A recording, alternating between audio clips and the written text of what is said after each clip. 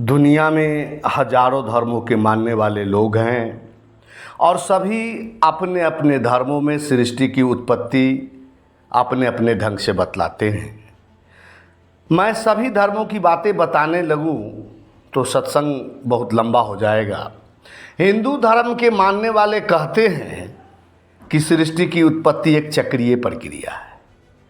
ब्रह्मांड का बार बार सृजन और प्रलय होता है, फिर प्रलय के बाद सृष्टि का निर्माण होता है। पहले पहले संपूर्ण ब्रह्मांड में केवल असीम जल होता है और सभी कुछ शून्य होता है। भगवान विष्णु उसी असीम जल में शेषनाग की शैया पर योग निद्रा में लीन होते हैं और उचित समय आने पर भगवान विष्णु के नाभि से एक दिव्य कमल प्रकट होता है। उस कमल से सृष्टि के रचिता ब्रह्मा जी प्रकट होते हैं और ब्रह्मा जी अपनी इच्छा शक्ति और ज्ञान से देवी देवताओं, प्रकृति, जीव जंतुओं, मनुष्यों इत्यादि की रचना करते हैं। फिर विष्णु रचित सृष्टि का संरक्षण और संचालन करते हैं। सृष्टि का चक्र पूरा होने पर शंकर सृष्टि का प्रलय कर देते हैं। हिंदू धर्म में सृष्टि रचना की मूल प्रक्रिया यही है। आज का सत्संग बहुत ही जटिल और उलझा हुआ है, अंत तक जरूर सुनेंगे और सत्संग की वाणी प्रमाणिक, वेद सम्मत और ज्ञानवर्धक लगे तो चैनल को लाइक, कमेंट और सब्सक्राइब जरूर करेंगे। आइए अब सद्गुरु कबीरदास जी अपने प्रमाणिक ग्रंथ बीजक में सृष्टि उत्पत्ति तथा विस्तार को कैसे बतलाते हैं। बीजक ग्रंथ के रामायणी 1 से रामायणी 7 तक सृष्टि उत्पत्ति तथा विस्तार का वर्णन है। आज रामायणी 1 का संक्षिप्त विवेचन आप लोगों के बीच रख रहा हूं। संत कबीरदास जी ऊपर जो सृष्टि उत्पत्ति की प्रक्रिया बताई गई है उस पर सवाल करते हैं। संत कबीरदास जी सृष्टि उत्पत्ति के विषय में पूछते हैं कि किसी भी चीज का निर्माण बिना कारण नहीं होता। कारण व्यवस्था से ही किसी वस्तु का निर्माण होता है। तो सृष्टि में कुछ था ही नहीं, बिल्कुल शून्य था। कोई पशु पक्षी, कीड़े मकोड़े, पेड़ पौधे, मनुष्य कुछ भी नहीं था। तो सृष्टि किसके लिए और क्यों किया गया। दूसरा प्रश्न, अगर सृष्टि का निर्माण कोई किया तो निर्माण करते समय देखा कौन जो इस सृष्टि की निर्माण प्रक्रिया को लिखा।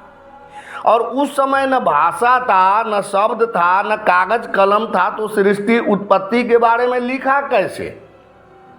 सृष्टि उत्पत्ति करोड़ों वर्षों पहले हुआ होगा और मनुष्य की उत्पत्ति बाद में हुआ, तो जाना कैसे। बहुत सारे प्रश्न संत कबीरदास जी इस बीजक ग्रंथ में सृष्टि उत्पत्ति करने वाले से पूछते हैं कि सृष्टि उत्पत्ति की प्रक्रिया बताने वाले से सवाल पूछते हैं, जो आप लोग अगले रामायणी में विस्तार पूर्वक सुनेंगे।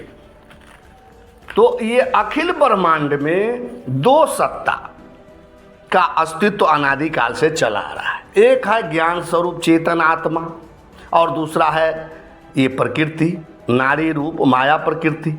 ज्ञान स्वरूप चेतन आत्मा निर्गुण, निराकार, अविनाशी है, उसे हम आँखों से नहीं देखते।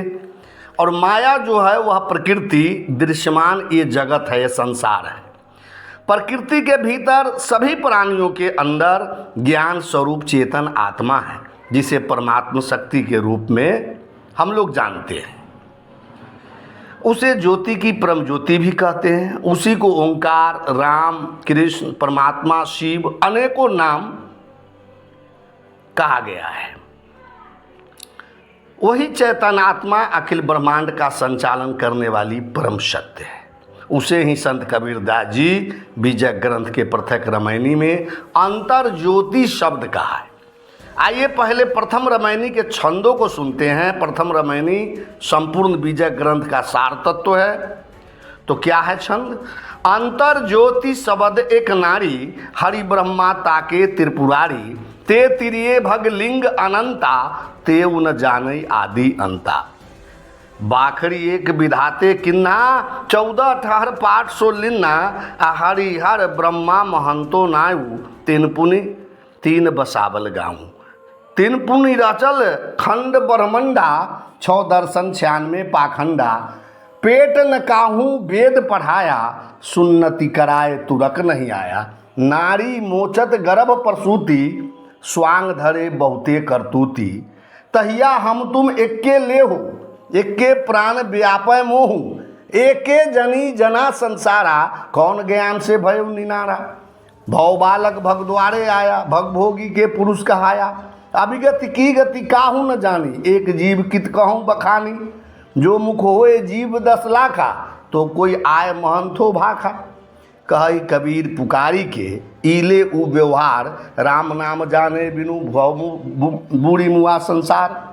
सभी देहधारियों के भीतर एक ज्ञान ज्योति है, जिसमें मानव के पास सबसे अधिक विकसित है। उसी ज्ञान ज्योति को चेतन आत्मा ओंकार राम शिव अनेकों नाम से जानते हैं। मानव सबसे अधिक विवेकशील प्राणी है।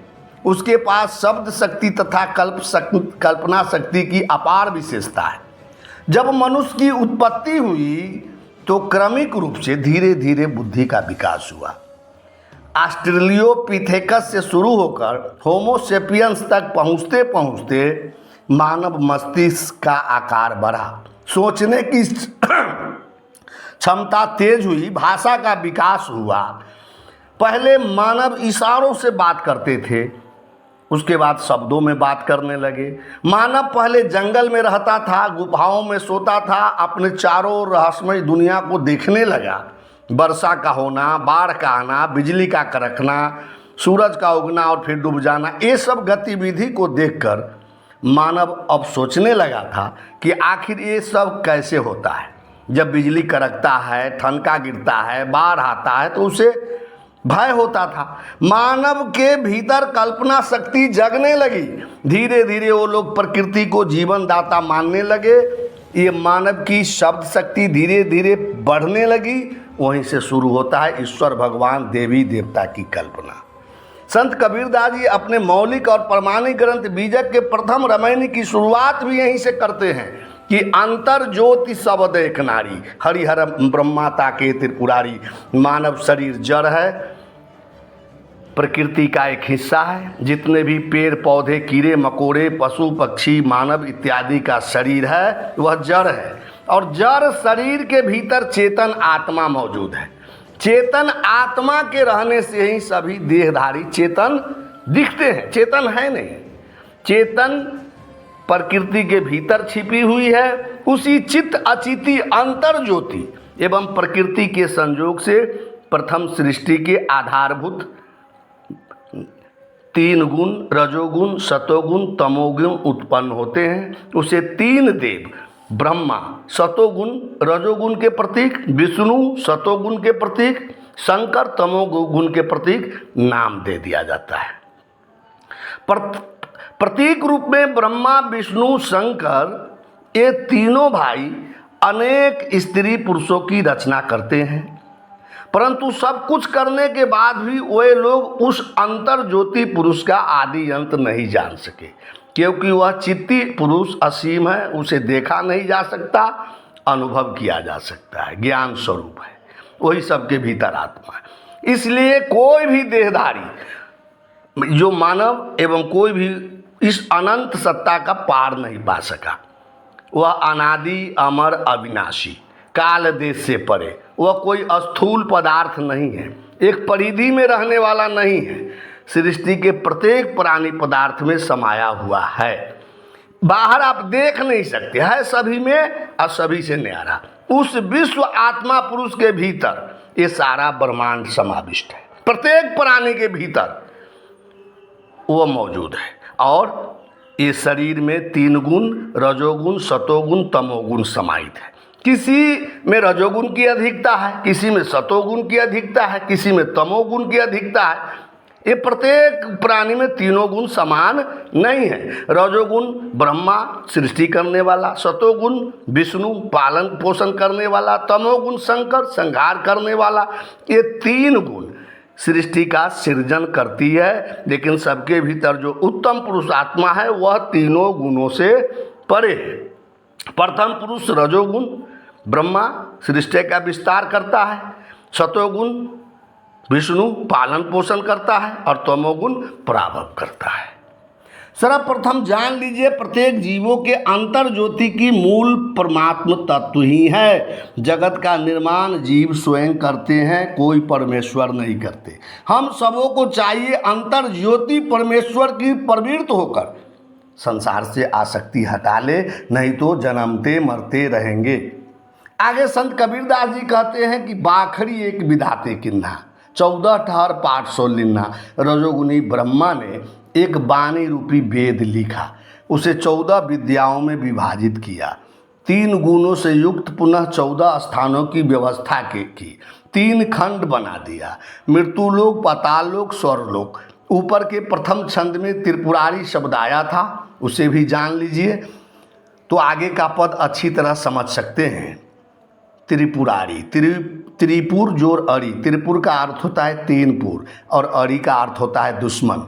3 पुर है शरीर के भीतर छिपे लोभ मोह अहंकार तथा तीनों शरीर, ये स्थूल सूक्ष्म और कारण। 3 गुण सत्व रज तम। इसके बाद वह कार्य पुरुष उपखंड ब्रह्मांडों की रचना की, जिनमें अनेक प्रकार के प्राणियों की रचना की, जिनकी व्यवस्था के लिए 6 दर्शन 6 आश्रम की व्यवस्था बनाई। उन 6 आश्रम से 96 शाखाएं उत्पन्न हो गई, जिससे संसार का कार्य नियंत्रण रूप से चल सके। ये सारी मनुष्य की अंतर ज्योति जो ज्ञान शक्ति है, विवेक शक्ति है, उससे विकसित हुई। संत कबीरदास जी अपने मौलिक ग्रंथ बीजक में बताते हैं कि सृष्टि अनादि है, इसे किसी ने नहीं बनाया। सभी देवी देवता ईश्वर ब्रह्म, जब मनुष्य को शब्द का ज्ञान हुआ तो दुनिया की विचित्रता को देखकर कल्पना से उत्पन्न हुआ। सारे वेद किताब बाइबिल इत्यादि ग्रंथ मनुष्य ने लिखा, कोई ग्रंथ ईश्वरीय नहीं है। जब कागज कलम स्याही का निर्माण हुआ है, उसके बाद ग्रंथ लिखा गया है। सभी धर्म व्यवस्था जाति संप्रदाय मनुष्य का बनाया हुआ है। इसे संत कबीरदास जी बताते हुए कहते हैं कि पेट न काहू वेद पढ़ाया, सुन्नति कराए तुरक नहीं आया। नारी मोचित गर्भ प्रसूति, स्वांग धरे बहुते करतूती। तहिया हम तुम एके लेऊ, एके प्राण व्यापय मोहू। एके जनी जना संसारा, कौन ज्ञान से भयउ निनारा। भव बालक भग द्वारे आया, भग भोगी के पुरुष कहाया। अभिगति की गति काहू न जानी, एक जीव कित कहूँ बखानी। जो मुख होए जीव 10 लाखा, तो कोई आए महंथो भाखा। कहे कबीर पुकारी के, ईले उ व्यवहार, राम नाम जाने बिना भव बूढ़ी मुआ संसार। हे अध्यात्म प्रेमी सज्जनों, देवियों, माता बहनों, ये माता के गर्भ से न कोई वेद पढ़ करके आया है, न ब्राह्मण बन करके आया है, न कोई हिंदू बन करके आया है, न कोई सुन्नत करा करके मुसलमान बन करके आया है। माता के पेट से पैदा होने के बाद ही लोग नाना रूप स्वांग धरते हैं और कर्मकांड करते हैं। माता के गर्भ से आने के बाद सीखा रखकर हिंदू बन गए, सुन्नत करा करके मुसलमान बन गए, पंच कटार करके सिख बन गए। ये माता के पेट में हम और तुम लोग एक ही रजबीज से बने हैं, एक ही प्रकार सब में प्राण है, एक ही प्रकार सब मूढ़ता से पड़े हैं, एक ही प्रकार संसार में सब माता के पेट से जन्म लेते हैं। किसी का भी जन्म मुंह से नहीं हुआ है। फिर किस ज्ञान से वर्ण और जाति की कल्पना कर ली गई।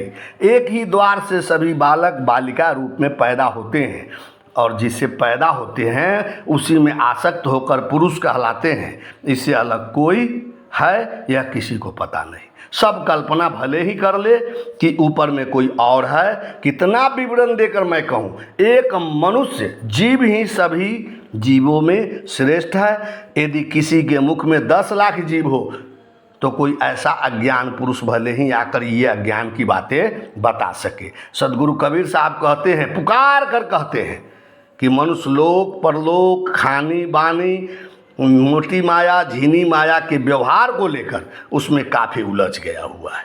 राम तत्व को जाने बिना, राम कौन है, राम कहाँ रहता है, राम तत्व क्या है, लोग भ्रम में संसार में डूबकर व्यर्थ में समय गंवा रहे हैं।